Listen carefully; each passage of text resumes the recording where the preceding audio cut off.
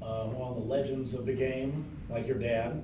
Uh, And now Steve Spurrier joins the ranks of the retired yeah. today. What do you think about that? Well, it's funny because I got a call from somebody, and Dad Kathy didn't tell you about this, like 10 o'clock last night, 9:30, because I go to bed pretty early. I was already almost asleep. Just give me 5 minutes to talk about Steve Spurrier because you coached against him in the 90s when he was probably at his best. And so I just texted back, call me at 4. If you want to start, I'll be up at 4 in the morning. If you want to talk to me at 4. And he called me at 4:15. And so I forget what news service is with Yahoo. Don't even use that name. Whatever he was with, we talked for 30 minutes about Coach Spurrier.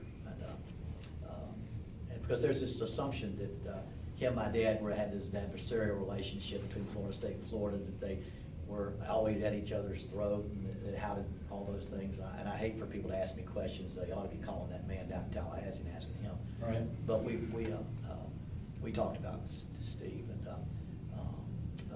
I just have a lot of respect for him because he's a football coach. He knows how to coach football, and I watched him on the sideline when he called every play.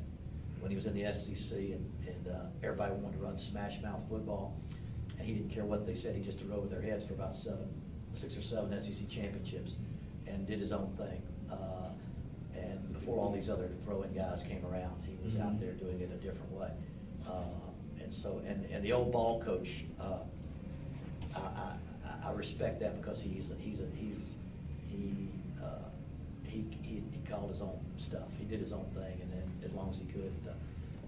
And then it's funny because I was at the Mid-America Conference meetings in May last year out in Phoenix, Arizona, and at the final night we were sitting around tables.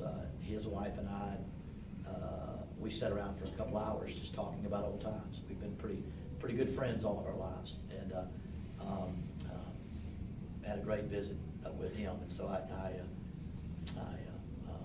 you hate to see him go. He's one of the personalities that we have. Everybody's younger now and can call plays about as fast as you can call them. He had a personality that was, to the SEC, he irritated more people than you could imagine, including my dad. I mean, my dad had a few, but Ray Goff and Phil Fulmer and Mark Richt and all those guys. But I always figured he'd just go whenever he figured it was time to go, he'd go. And but anyway, he was a great personality for the game, and he's been a good for the game. His wife's a wonderful person. He's got a great family, and he'll probably miss them now playing golf all the time.